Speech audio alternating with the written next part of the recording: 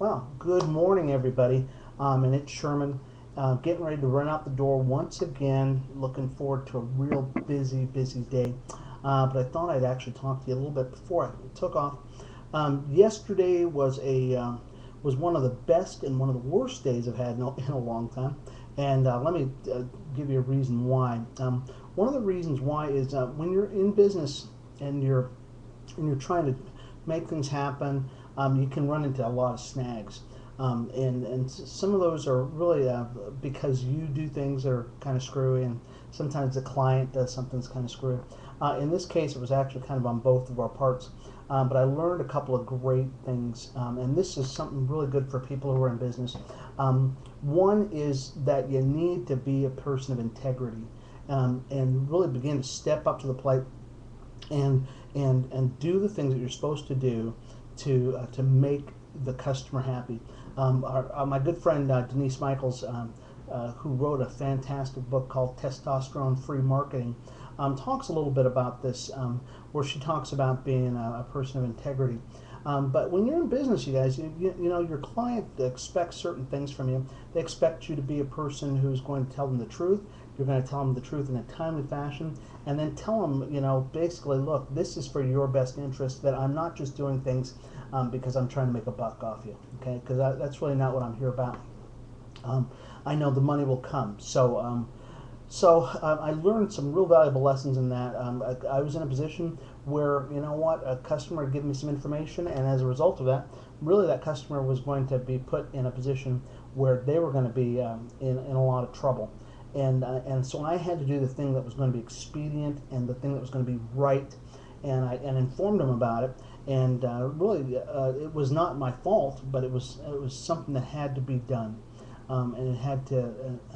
We just have to do those things sometimes.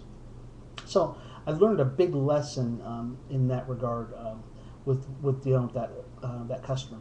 The second thing I learned yesterday is dealing with finances.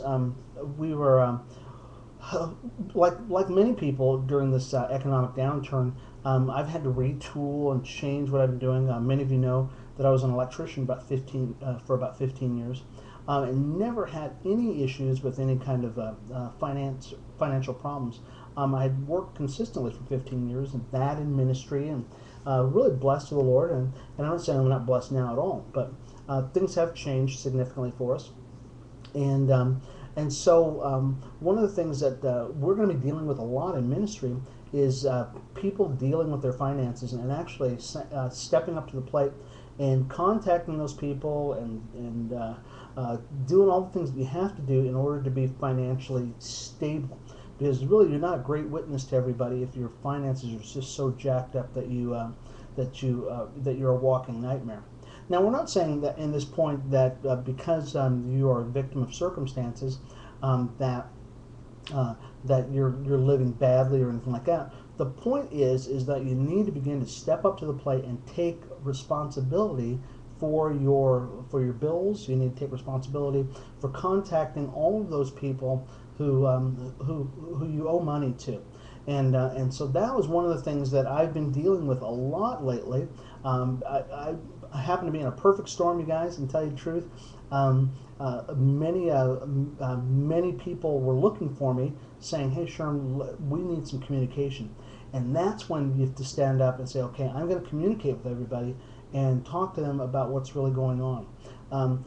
God is really great, because I actually got a phone call from somebody, and they said, "Hey, Sherman, you know what?